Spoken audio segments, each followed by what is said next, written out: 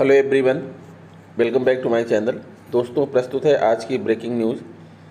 बेदाग होने चाहिए तबादले के आवेदक शिक्षक। पुलिस हिरासत में शिक्षक मौत के मामले में मुकदमा दर्ज।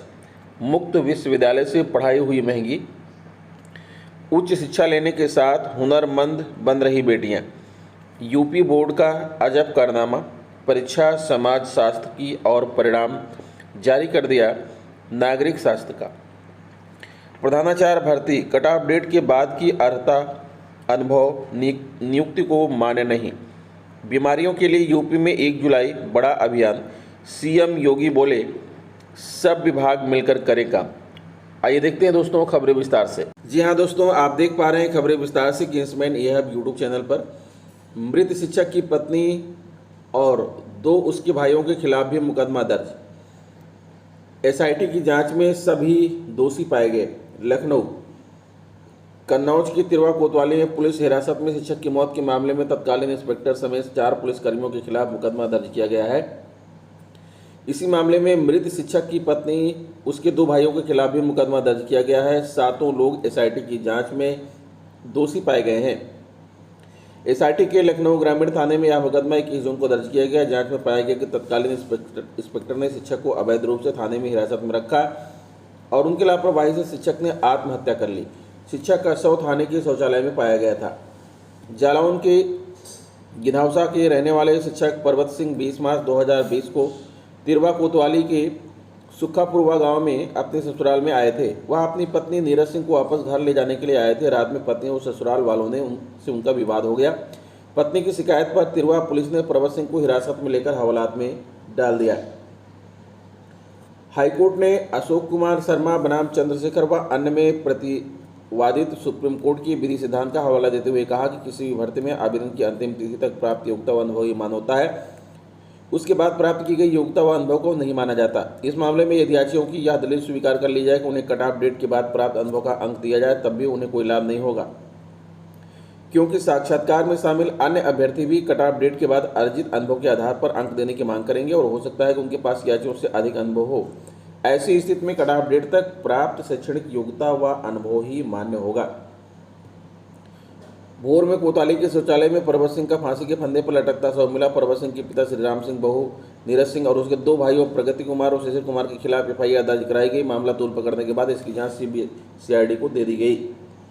सीबीसीआईडी ने तत्कालीन तिरवा कोतवाली प्रभारी त्रिभुवन प्रसाद वर्मा, हेड गोहर राधेश्याम, पहरेदार कांस्टेबल अरुण कुमार और मामले के विवेचक तत्कालीन सदर कोतवाली के प्रभारी इंस्पेक्टर विकास राय के खिलाफ बगैर एफआईआर दर्ज कराई थी।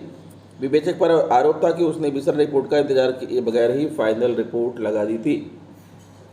आरोपी इंस्पेक्टर त्रिभुवन की याचिका पर हाईकोर्ट ने राज्य सरकार को एसआईटी गठित कर पूरे प्रकरण की निष्पक्ष जांच करने के आदेश दिए थे। अब एसआईटी ने भी अपनी जांच में पाया कि आरोपी इंस्पेक्टर त्रिभुवन ने शिक्षक को अवैध रूप से थाने में हिरासत में रखा और उनका मेडिकल तक नहीं कराया था। जांच में पाया गया कि हेड मुहर्रिर राधेश्याम ने बिना विधिक कार्रवाई किए शिक्षक को थाने पर बैठाए रखा। इसी तरह पहरेदार अरुण कुमार ने मृतक को शौचालय ले जाकर लापरवाही दिखाई, जिसमें शिक्षक पर्वत सिंह को आत्महत्या का मौका मिल गया।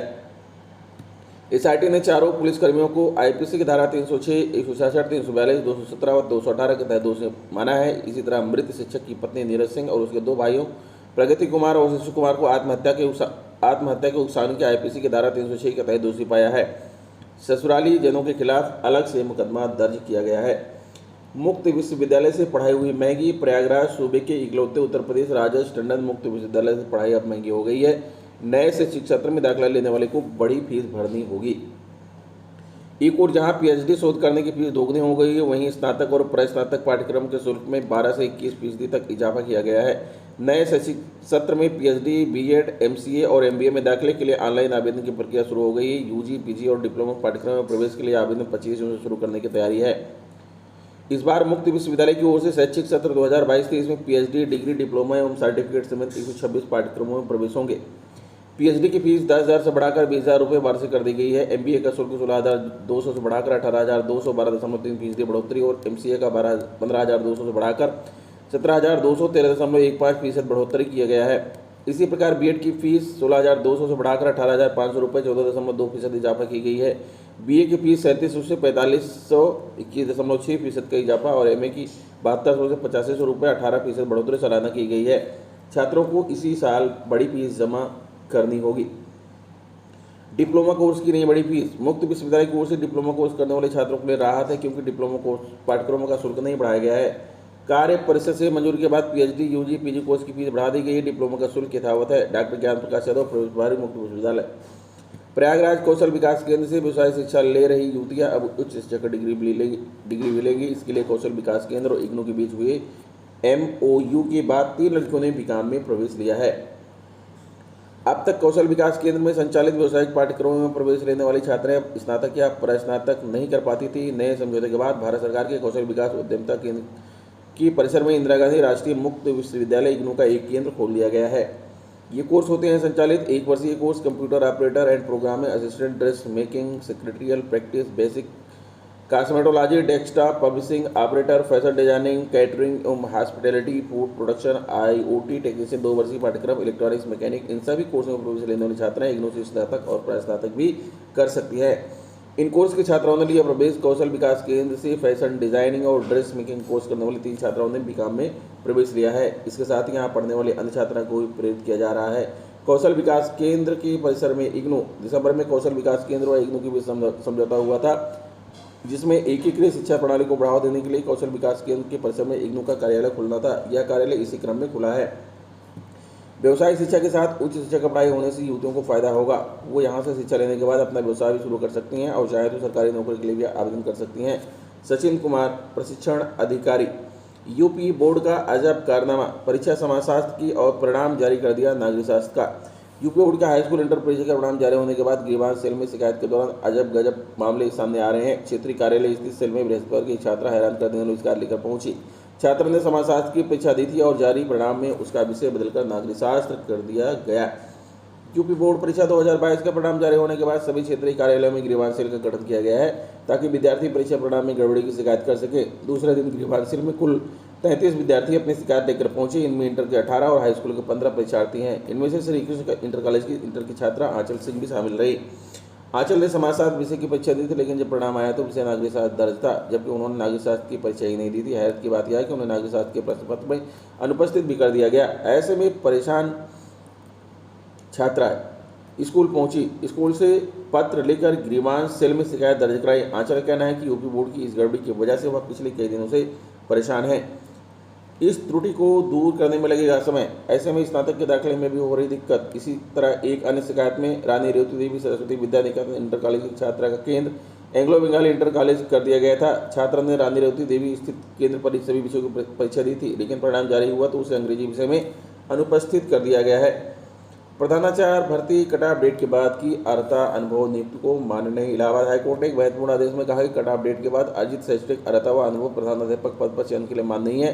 कोर्ट ने कहा कि याची चयन बोर्ड द्वारा तय की गई समय सीमा के बाद अर्जित अर्हता व अनुभव का अंक देने की मांग नहीं कर सकते हैं, क्योंकि यदि ऐसा करने की अनुमति दी गई तो साक्षात्कार में शामिल अन्य अभ्यर्थी भी कट ऑफ डेट के बाद प्राप्त अनुभव व अर्हता का अंक देने की मांग करेंगे। इससे याचियों को कोई लाभ नहीं होगा, क्योंकि उनसे भी अधिक अनुभव वाले अभ्यर्थी आगे आ जाएंगे।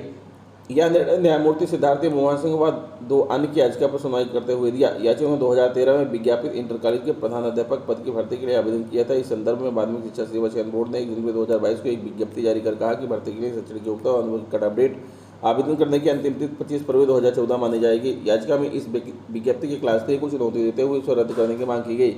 याचिका का कहना है कि कट ऑफ डेट का कोई प्रावधान माध्यमिक शिक्षा चयन बोर्ड के एक्ट व नियमावली में नहीं है, इसलिए यह विज्ञप्ति कानून के विपरीत है और इसे रद्द किया जाए। इसके जवाब में राज्य सरकार का कहना था कट ऑफ डेट से पहले तक की शैक्षणिक योग्यता के आधार पर ही अंक दिए जाएंगे। उसके बाद अर्जित योग्यता व अनुभव का अंक नहीं दिया जा सकता। हाईकोर्ट ने अशोक कुमार शर्मा, बनाम चंद्रशेखर व अन्य में प्रतिपादित सुप्रीम कोर्ट के विधि सिद्धांत का हवाला देते हुए कहा कि किसी भर्ती में आवेदन की अंतिम तिथि तक प्राप्त योग्यता अनुभव मान्य होता है, इसके बाद प्राप्त की गई योग्यता अनुभव को नहीं माना जा सकता। इस मामले में यदि याचियों की यह दलील स्वीकार कर ली जाए कि उन्हें कट ऑफ डेट के बाद प्राप्त अनुभव का अंक दिया जाए, तब भी उन्हें कोई लाभ नहीं होगा, क्योंकि साक्षात्कार में शामिल अन्य अभ्यर्थी भी कट ऑफ डेट के बाद अर्जित अनुभव के आधार पर अंक देने की मांग करेंगे और हो सकता है उनके पास याचियों से अधिक अनुभव हो। ऐसी स्थिति में कट ऑफ डेट तक प्राप्त शैक्षणिक योग्यता व अनुभव ही मान्य होगा। बीमारी के लिए यूपी में 1 जुलाई बड़ा अभियान। सीएम योगी बोले सब विभाग मिलकर करें काम। लखनऊ योगी सरकार ने संचारी रोगों पर वार करने के लिए कमर कस ली है, जिसके लिए प्रदेश भर में एक बार फिर से विशेष संचारी रोग अभियान की शुरुआत 1 जुलाई से की जाएगी। अभियान के लिए विभागों की ओर से माइक्रो प्लान तैयार कर लिया गया है। मुख्यमंत्री आदित्यनाथ ने गुरुवार को संचारी रोग अभियान में जुड़ी एक उच्च स्तरीय बैठक में इस अभियान के सफल संचालन से जुड़े निर्देश दिए। उन्होंने अधिकारियों को डेंगू, मलेरिया, चिकनगुनिया और अन्य जैसे वेक्टर जनित बीमारियों को रोकथाम के लिए नियमित स्वच्छता और फॉगिंग अभियान को सुनिश्चित करने के निर्देश दिए। उन्होंने कहा कि हाई रिस्क क्षेत्रों और दस्तक अभियान के दौरान घर घर टीमों का दौरा किए गए सर्वेक्षण के आधार पर चिन्हित क्षेत्रों में फॉगिंग की जाए।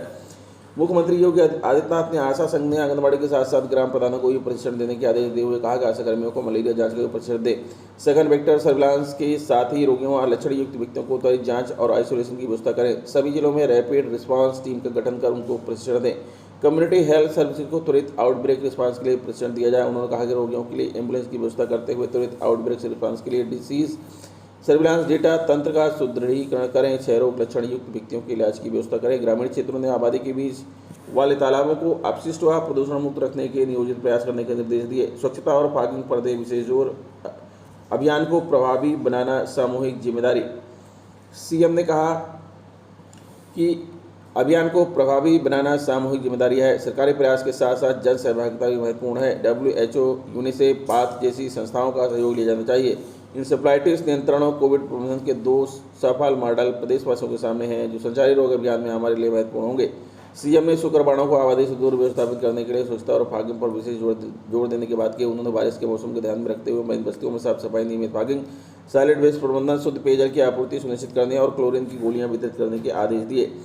16 जुलाई से शुरू होगा घर घर दस्तक अभियान। प्रदेश में 16 जुलाई से घर घर दस्तक अभियान शुरू होगा और इसमें मेडिकल टीमें घर घर जाकर संक्रामक रोगों से ग्रस्त मरीजों की पहचान करेंगी। इस टीम में आशा वर्कर के साथ साथ स्वास्थ्यकर्मी शामिल रहेंगे। टीम की मदद से रोगियों को चिन्हित कर उन्हें दवा दी जाएगी और जरूरी होने पर अस्पताल में भर्ती कराया जाएगा। अगर सर्वे के दौरान ऐसे मरीज मिलते हैं तो उनकी जाँच कराई जाएगी। इसके अलावा अभियान में कुपोषित बच्चों की जानकारी जुटाने का निर्देश भी दिया गया। दस्तक अभियान के तहत टीबी के लक्षण वाले मरीजों को खोजकर उनकी जाँच कराई जाएगी।